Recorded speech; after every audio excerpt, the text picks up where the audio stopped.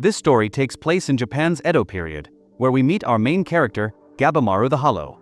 He's called that because he's cold and emotionless, a kid from the village of Iwagakure, trained from childhood in the art of killing with ninjutsu. During his last mission, he got set up by his fellow ninjas, so he ended up captured in the city and sentenced to execution. Even though he could have easily escaped, Gabamaru was tired of all the killing, so he decided to just end his life. But no execution method works on him. That's cause during his ninja training, he went through so much crap that now he's got a superhuman body. Even during beheading, the executioner hits him with a sword over and over, but in the end it just breaks without scratching his neck. Since that didn't work, the magistrate ordered them to burn him at the stake. Even though it's a classic and brutal execution, those flames aren't enough to take Gabamaru out either.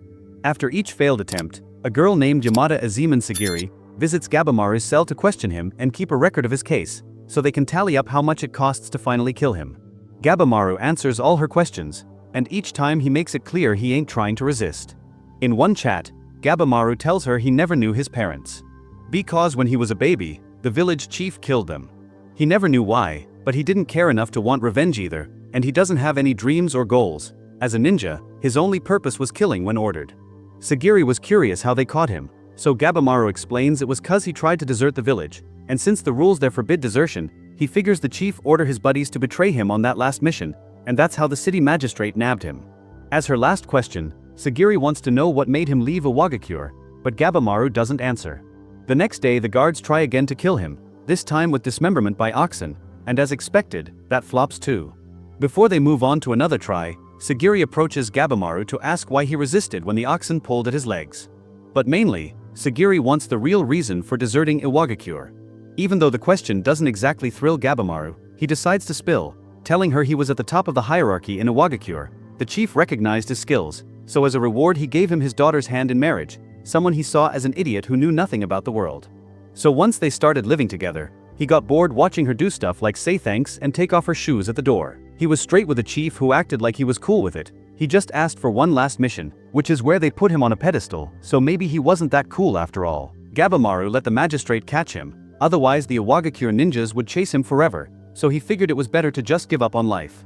Right after his answer, Sagiri doesn't say anything else.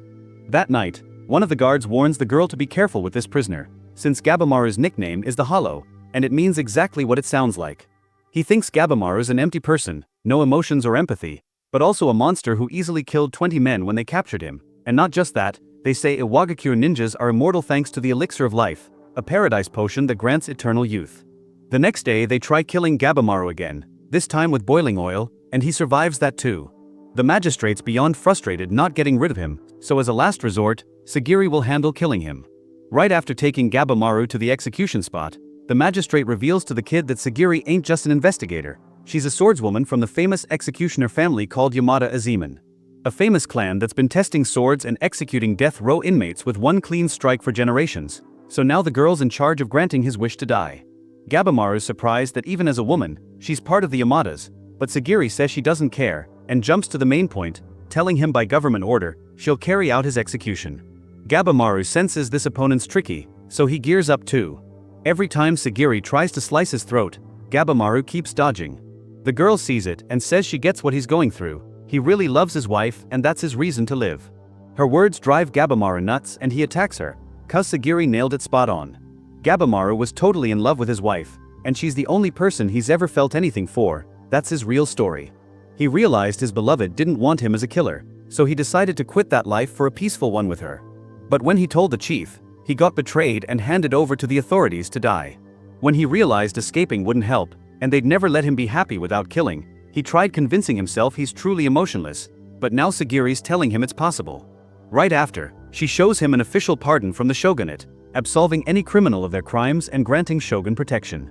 With the shogun's power, neither the magistrate nor Iwagakure ninjas can chase him, but nothing's free in life. The only condition for the pardon is traveling to the land of immortals to find the elixir of life. Legends say this paradise is in the southwestern sea, beyond the Ryukyu kingdom, where after tons of searching, the shogunate finally found it, but of the 6 expeditions sent to the island for the elixir, none came back.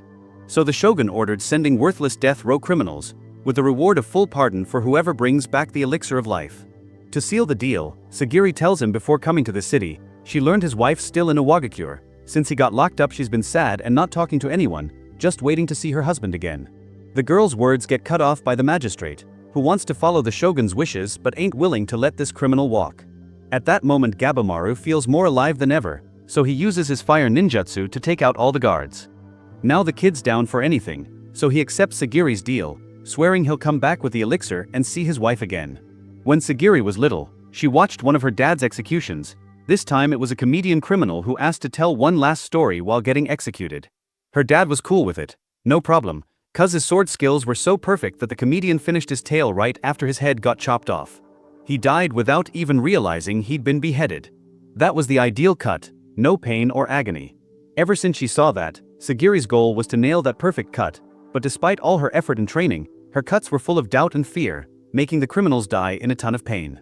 And on her sword, Sagiri could see the reflections of their suffering right when they died, which helped her realize she needed something more, a heart that could kill without hesitation, since fear makes the sword heavier and causes the condemned to suffer. Back to the present, by order of the shogun Tokugawa, they rounded up all the strongest and most dangerous criminals known for their crimes to join this expedition. When they're brought before the shogun, one of the guards explains the mission is to sail to the land of immortals and find the elixir of life, and whoever brings it back gets pardoned for all their crimes. Turns out among the crowd there's this semi-fan of Gabimaru. At first she was hyped to meet him, but that excitement turns to disappointment real quick, cause not only is Gabimaru short but he's also skinny and looks like a junkie. Back to the main point, the criminals aren't about to risk their lives for some nonsense stories, so to show them they're serious, one of the guards tells them to uncover their faces, revealing the only samurai who came back alive from the last expedition. The guy was completely covered in flowers and branches growing out of his body. Even though he wasn't dead, he couldn't be called alive either, all he did was mumble nonsense with a creepy smile on his face. The guard says when he returned, the samurai had lumps all over, and the next day they bloomed into flowers. The other 60 expedition members never came back. They don't know exactly what happened on the island, that's why they picked these guys to explore it. All the criminals get pissed, cause nobody told them this was a suicide mission they knew jack shit about. Before they start a riot, the guard says no more explanations, and don't worry, joining the mission is totally voluntary, which was bullshit cause when one tried to leave, he got executed by a Yamada member. Everyone's shocked by what just went down, so the guard keeps explaining that yeah, they can refuse to go to the island, but walking out means death. They shouldn't forget they're all condemned criminals, and even if they go to the island, they'll still be treated like animals. Right after landing, each gets assigned a Yamada monitor, and since their executions are already set, that doesn't change on the island. If they try to escape, they'll get beheaded on the spot, and if their monitors die by accident, they'll get executed too, and even if they manage to run, they'll be found. After wrapping up, the guard by shogun order tells them they're thinning the herd before leaving, and the shogun watches the massacre and the old creeps loving every bit.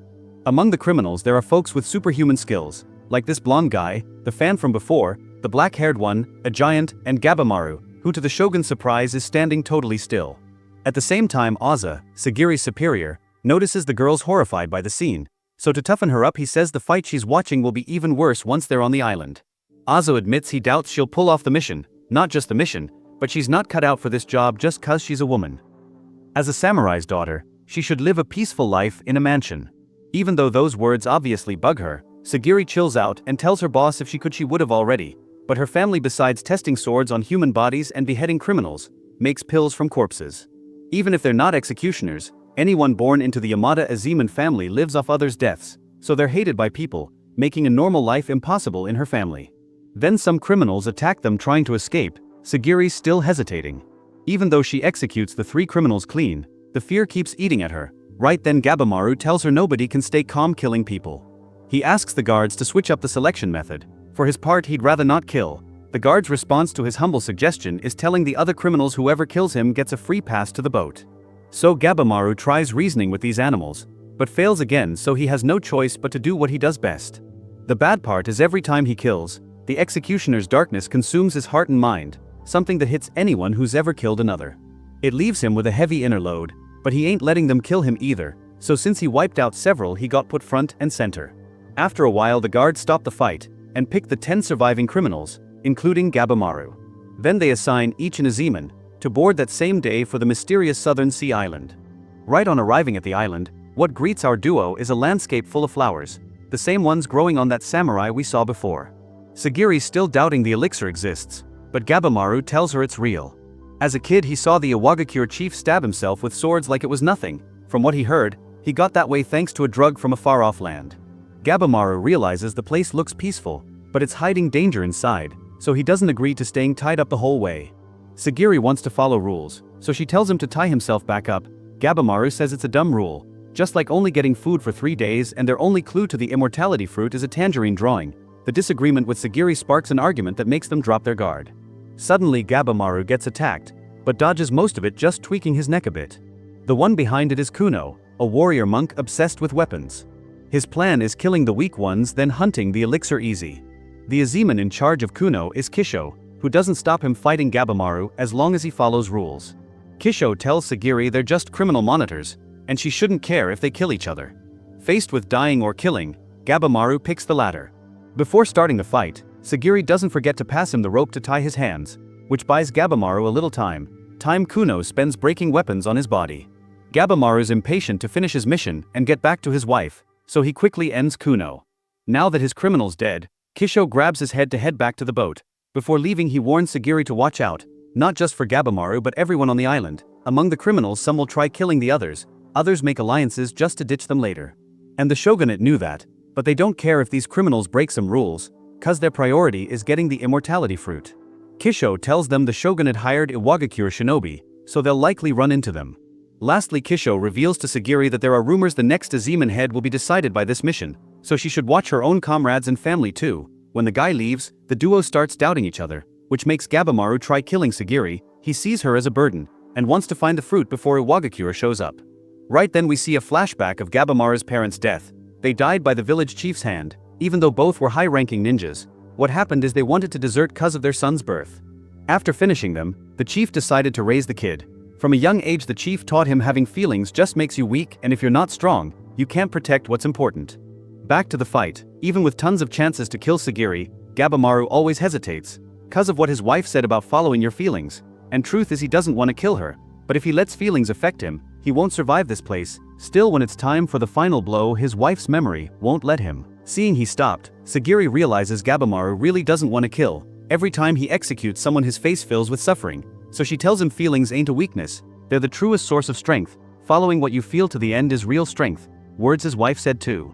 Sagiri doesn't stop there. She says if he really wants his life back, she wants to witness his change, and asks him to let her stay by his side to see it.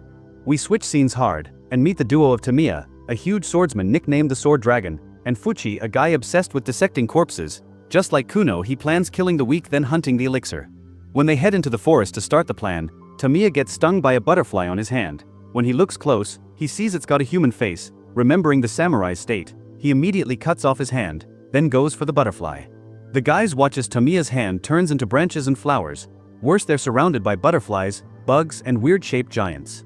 At the same time, our duo runs into a giant, a mix of fish and human. Gabimaru remembers the 5th shinobi rule the village chief taught him: don't fight an opponent whose nature you don't know. Still, while Gabimaru is confused if he should run alone or take Sagiri, he gets attacked by the fish, ending up wounded and bleeding. Since that's not normal, Gabimaru knows they gotta run. But they can't, cause right then they're surrounded by more giants. Gabimaru gears up to fight, activating his beast mode and using his fireman ninjutsu, killing every one of the giants that surrounded them. Now Sagiri's just standing there watching, totally dropping her guard, so she's an easy target for a centipede. That doesn't escape Gabimaru's notice, but he's torn between saving the girl or beating the enemy, and right then he remembers Sagiri's words, so he lets his feelings decide, and ends up saving the girl. Gabimaru is surprised by his own reaction. Right then someone finishes off the last fish giant. Turns out it's the group made up of Yuzuriha, the fan from before, and 2 Azeman. When asked what they want, Yuzuriha asks Gabimaru if he doesn't want to team up with them, so he says as a good married man, he first turns down her advances before even thinking about accepting. Sagiri asks why there are 2 Azeman with 1 criminal. Genji Yamada tells her that at first he was assigned to Makaya, but when they ran into Yuzuriha he saw how she seduced him, so he figured 1 executioner wasn't enough to watch her. Truth is Genji's weakness is women, and Yuzuriha already seduced him. As for the other one, his name's Senta. Getting back to the alliance talk, Yuzuriha tells Gabimaru if he accepts and pitches in with his strength, she'll give them info. Like for example, she tells them they shouldn't just watch out for the monsters, cause the bugs are the most dangerous. The centipedes are gross but not carnivorous, and as for the other bugs, they don't attack unless bothered. Yuzuriha knows all this thanks to Makaya, cause right after seducing him, she used him as a lab rat, made him mess with all the island bugs, and when he wasn't useful anymore, she faked being dead so he'd drop his guard and she could kill him, or at least that's what she told him. Gabimaru doesn't buy it, cause with simple questions he realizes, the girl's a compulsive liar, even though he tries to drag the truth out of her. Yuzuriha doesn't say squat, so Gabimaru doesn't push anymore, and accepts forming an alliance with them, but not to be a team, because he needs to gather info, when they least expect it one will betray the other. While they're talking, Sagiri passes out, cause she got hit by the butterfly's poison. On the other hand, we learn the story of Chobe, the self-proclaimed bandit king, and Toma, his little brother, where when his brother got caught and locked up, he became an Azeman in just a month. Cause apparently that clan or whatever goes beyond a family. The original plan was to get a job in the prison where his brother was and bust him out, so when they meet again, he fills his brother in and tells him they'll never chase them if they pull it off. Even though they could have escaped right then, Chobe doesn't think twice and decides to go for that prize. Toma ain't surprised, cause he's always admired his brother's ability to adapt to any situation. That's been happening since they were kids. When they lost their parents and got kidnapped by bandits, Chobe adapted and over the years became the leader. Even when surrounded by authorities, Chobe found a way for him to escape, and then from inside jail break him out. That's why Toma sees his brother as the strongest person ever, the one who'll always find a way to survive, like right now. Even surrounded by giants, his brother found a way to destroy them all with their own weapons. Chobe's down to slaughter as many beings as get in his way, to finally find the elixir and drink it between them, and now the key is worrying about taking out the strong ones. Back to the main group, after Sagiri wakes up, she finds herself with the unexpected scene of all her companions working together to reach the goal, even Gabimaru, who's the one in the biggest hurry. Now that everyone's awake, they hold a meeting to share the info they have. Gabimaru tells them that while scouting the island for food, he didn't find anything like a tangerine around, so they shouldn't just focus on finding a fruit. The elixir of immortality could be something else, or hidden on the island. The fact that the giants they just killed have no internal organs confirms the elixir's existence on the island, but to find it they gotta focus on investigating these monsters, to know where and how they live, and if someone put them there. Later Genji suggests to Sagiri that she head back to Japan, and that now he'll handle watching Gabimaru. As a maiden of the Yamada clan, her duty is to marry the next head. Genji acknowledges her sword technique is excellent, but what they need here is brute strength, and as a woman she's already hit her limit. Their talk gets cut off by Senta, who tells them almost all the samurais who entered the island couldn't leave it. Not even with a boat they're sure they can escape. That's cause the sea currents only go toward the island. That's exactly what Tenza and Nurugai, another duo, are figuring out. Nurugai notices the issue, so tells her partner to stop rowing, and let the current guide them. After a while they run into a group of boats. Tenza thinks they're the ones who escaped, but getting closer they realize they're all boats that tried leaving the island. Not only that, but their arrival also alerts the sea beasts that live there. While the kids flee from those creatures' attacks, Nurugai thinks this is her punishment for committing the mistake of leading the shogunate samurais to her village, cause when they saw they were emissure, people living free without obeying the shogun, they massacred her village. She was gonna get executed right after interrogation, but Tenza showed up one day in her cell and offered her a way out of her problem. He didn't want to see an innocent girl die like that. Back to the present, Nurugai had given up and accepted dying as punishment, but Tenza wouldn't allow it, and while fighting with what strength he had left, asks her if she really wants to die. Nurugai realizes no, her wish is to get back to the mountain, so Tenza hands her a sword and tells her to cling to life. Both escape in a lifeboat they arrived on the island with. While cleaning off the battle blood, Tenza discovers Nurugai's a woman. Back with Sagiri, Senta was begging her not to leave, cause even though Genji's kinda right, he thinks she's the only one who can control Gabimaru. In his opinion Gabimaru now is different, so he'd feel better if she stayed. Senta was right, cause later, Gabimaru not only asks the girl how she's feeling, but also apologizes for attacking her, and thanks her for helping him see the situation better. Gabimaru tells her even if he runs into the Iwagakure ninjas, he won't run like he planned, he'll face them head on. Sagiri tells him he's really strong for making that decision, but the kid cuts her off and says she's even stronger. Willpower affects a warrior's heart and technique, and when he met her, he could see intense strength in her. Since the girl didn't seem convinced, he uses a saying from his village. You need to go through a lot of experiences to know your true strength. Thanks to those words, Sagiri makes a decision. The next day she tells Genji she's not leaving the island, not for the mission, but cause she wants to decide for herself, and show everyone a woman can be a samurai, and that's why she wants him to stop looking down on her. Genji wasn't cool with her decision and her attitude, but suddenly they're interrupted by Rokuroda, the giant of bison. That giant with one blow rips off Genji's right side, and sends him flying. Sagiri still tries healing him, but that's impossible. With what little he can say, Genji begs her to run, but no need cause Gabimaru shows up right then, and saves their lives. Still his kick doesn't do any damage to Roku. Since he tanked the hit, Gabimaru asks Yuzuriha for help, who's watching from a tree, but the girl straight up says she'll just cheer him on. So while Gabamaru tries just not to stop breathing, Sagiri tries every way to stop Genji's bleeding, but nothing works. Genji finally gets Sagiri's thoughts. She doesn't divide strength or weakness by male and female sides, she just accepts the challenges that come her way as her conviction, so he tells her following that conviction path, one day she'll definitely reach the light, and with that hands her his sword. Since that represents a samurai's soul, Genji's leaving his in her hands. If she sees herself as a true samurai, she must behead Roku.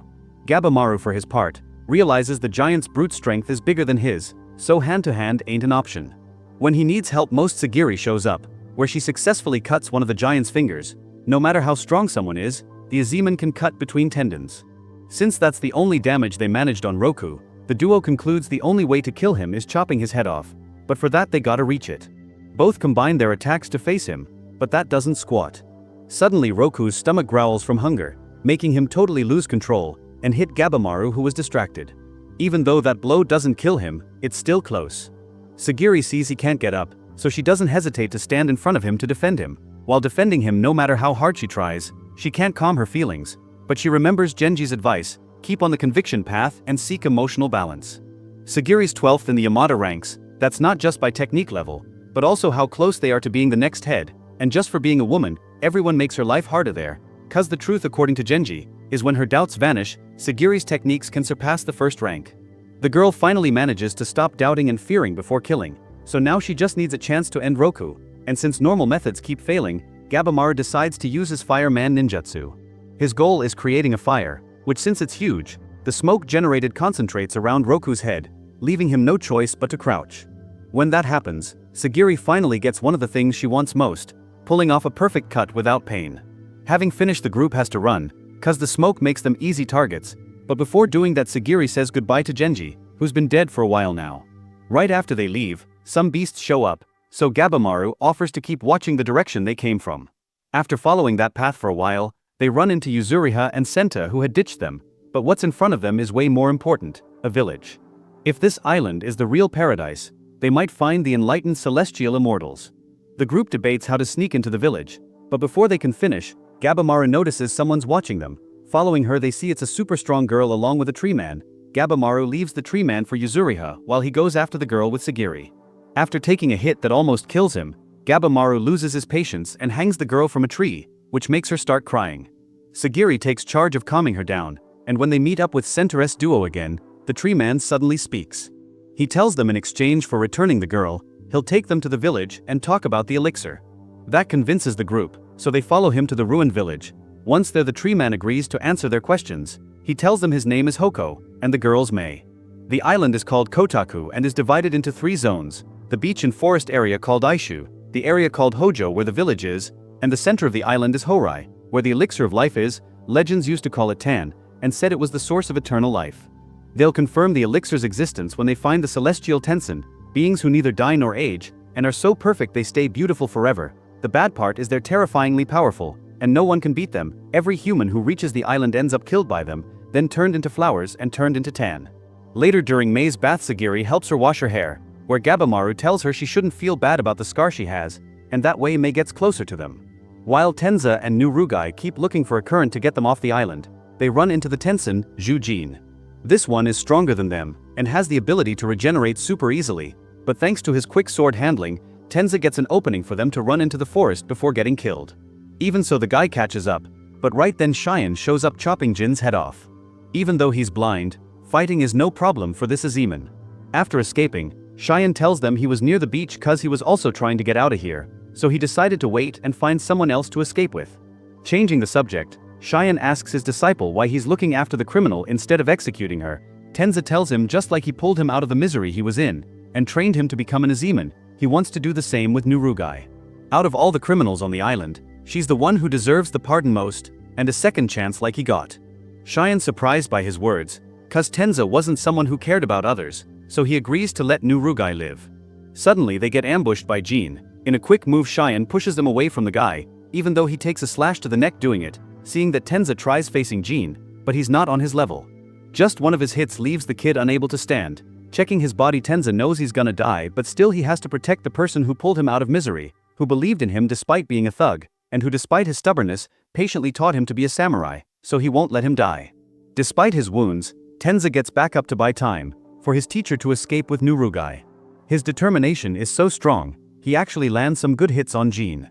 Seeing Cheyenne coming to help, Tenza tries telling them to run, but his throat's been cut. Still, Cheyenne gets his intention, so he turns around, grabs Nurugai and runs, while Tenza keeps fighting to his last breath, thanking Cheyenne in his mind for believing in him, apologizing for dying there. Anyway, he wishes Nurugai luck, so she can fulfill her wishes. After reaching a safe spot, Cheyenne stops. Nurugai's freaking out cause he left the kid when he's his master, so she plans going back, but Cheyenne tells her Tenza was more than his student, and that's why he has to respect his last wish, and he can't let his sacrifice be in vain. Back with Gabimaru, he couldn't wait for Senta to finish gathering info on the Tensen, so that night while everyone slept, he decided to scout Horai on his own. After crossing a forest of praying trees, and following the direction they pointed, Gabimaru reaches Horai's gates, but before opening it he runs into Jujin. He planned letting Gabimaru go, but when he learns he knows about humans turning into Tan, he can't ignore him anymore and has to end him. The fight's inevitable. Gabimaru, despite being at a disadvantage cause of Jin's regeneration, forces the Immortal to use his last resort to kill him, demonic resurrection, which turns him into a monster way stronger than his original form. Gabimaru tries dodging, but his body can't move anymore from the previous overexertion, so he gets used as a punching bag. When he thinks he's about to die, Mei shows up, who's been following him the whole time. She creates a barrier to protect them, making them fall off the cliff to escape. By morning the group notices Gabimaru and Mei are gone, so guided by Hoko, they head to Horai to look for them. On the way they ask the tree who the Tensen really are. Turns out they are 7 immortal hermits, but originally they were just 1.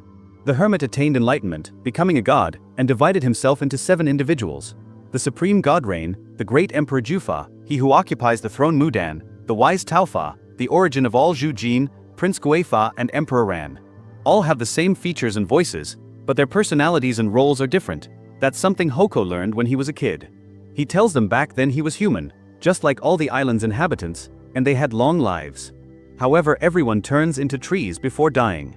At that same time, the immortals were having a meeting to discuss the humans who infiltrated the island, where they scolded Jujin for letting 2 escape, and cause one almost killed him during his watch. Rain warns them not to underestimate these humans, cause they're different from all the ones they've killed before. That wasn't a baseless guess, cause the Cho brothers, despite getting beaten almost to death by Jufa, escaped the pit where they throw humans to turn them into Tan. Back with Gabimaru, after falling off the cliff, he and Mei were unconscious on a riverbank. At the same time Gabimaru wakes up, Tamiya and Fuchi arrive at the spot. Gabimaru instantly goes on alert, but he's wounded and vulnerable from the fight.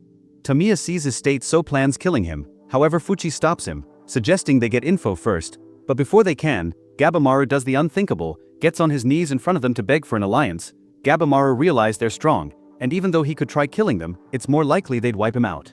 Plus Gabimaru ain't the hollow anymore. If he really wants the elixir, he has to be willing to use every means to survive. Fuchi asks why he humiliated himself just to ask for help. Gabimaru tells them about the Tensen, and how they regenerate even when cut and burned. Tamiya's the first to accept the alliance, cause it's his perfect chance to do something legendary, and be remembered for his strength. Fuchi accepts too, cause now he's hyped to dissect a Tensen. Suddenly Mei, who'd been ignored, wakes up, and to Gabimaru's surprise, she's grown and can talk, so he asks her if she knows a way to beat the Tensen. The girl tells them the key is the Tao. That's the only sentence they understand, cause the girl still hasn't learned to speak properly. Back with Chobe, after the brothers climb out of the pit, Toma suggests they get off the island, but his brother's only wish is murdering whoever threw them in there. Thanks to his recent fight, he found the Tensen's weak spot, the lower abdomen. He noticed when regenerating, they always start from the bottom. Their talk gets cut off by a weird creature. He tells them he's an evolved monster, who came to inspect by order of his bosses, their disciples and right-hand men of the Tensen, so he politely asks the brothers to go back to the pit. That's impossible for Chobe to accept, but even though he tries resisting in the fight, the monster's stronger than them. Just like the Tensen, he manipulates the Tao and without much effort slices his throat, but unlike his expectations, Chobe's still breathing, and when he tries throwing him back in the pit, the kid gets up and watches his throat regenerate. Now he can feel the Tao, and the Tao is the life force found in all living and non-living things. It can be manifested and used to become stronger, and once you master it completely, you will have godlike powers. Every moment that passes, the Tao inside Chobe's body grows. The monster thinks something must have happened in the pit, so he'll kill him before he gets stronger, but Chobe won't give him that win. No matter how much it hurts his body, he'll do whatever it takes to keep his brother safe. Chobe starts beating the monster, proving his theory that these beings' weak spot is the navel. As the Tal inside him grows, his physical abilities increase. Now he sees the monster's attacks he couldn't before thanks to his adaptation ability, which spells the end for the monster. Before he dies, Cho plans getting every bit of info possible about the Tensen from him. Back with Gabamaru's group, they suddenly get attacked by giants, and while they're fighting them, one monster that had been standing completely still the whole time grabs Mei. He tells the girl he'd been secretly looking for her, because Rain's orders stopped him from doing it openly. Turns out Mei used to live with the Tensen in the palace, but she got kicked out and later escaped Horai. The wizard reveals to everyone that the girl is the same kind as the Tensen. She feeds on humans. Even so, Gabamaru can't help defending her when Mei begs for her life. That pisses the monster off, so he brings out his clone, or kinda, a version of himself that controls the butterflies. Tamiya wasn't gonna let this chance for revenge on his hand slip away, so he's the most hyped, but the monster manipulates Tal perfectly, so our group can't do any damage to him. The monster asks why they're protecting a girl who has zero connection to them. Gabamaru answers that maybe in the past he would have left her to fend for herself, but ever since he got to the island he's changed, and now if someone who helped him is in trouble, he's gonna help. To the monster his words mean nothing, and since he's sure he's gonna beat them, when Gabamaru asks about the Tal, the monster answers just to be nice.